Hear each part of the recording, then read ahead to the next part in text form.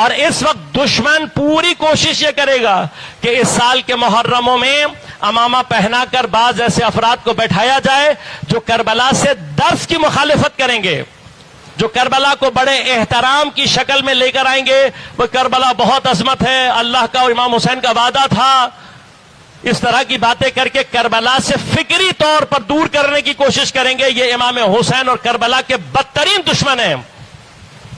کربلا شعائر اللہ یعنی شعور کو بیدار کرنے والے، اور کربلا سے زیادہ تاریخ انسانیت میں کسی نے شعور کو بیدار نہیں کیا.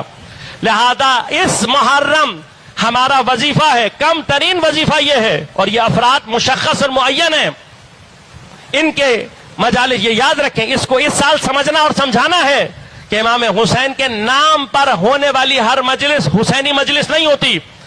8ویں امام نے بتا دیا کہ ہماری مجلس وہ جس میں ہمارے امر کا احیاء ہوتا ہو، اور سب سے بڑا امر ائمہ کا ولایت ہے. ولایت بمعنی حکومت الہیہ.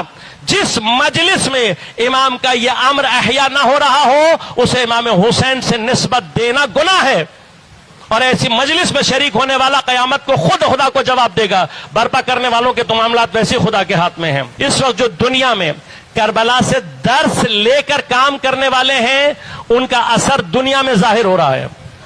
لہذا عقل اور فہم اور شعور کا راستہ اختیار کریں اور آمادگی کریں، کیونکہ آپ کی آمادگی ہی آپ کو کربلا سے متصل کرے گی. اس کے نتیجے ہم اور آپ دیکھ رہے ہیں. ہمارے اور ان کے درمیان کوئی فرق نہیں ہے سوائے اس کے کہ انہوں نے کربلا سے درس لیے ہیں، ہم نے سوائے عزائے محض کے کچھ نہیں لیا. عزا امام حسین کی بہت مقدس ہے، لیکن یہ عزا وہ ہے کہ جو انقلاب کی صورت میں ظہور کرتی ہے. اگر عزا سے انقلاب نہ ہو رہا ہو تو وہ کوفیوں کی وہ عزا ہے جسے جناب زینب نے بد دعا دی ہے.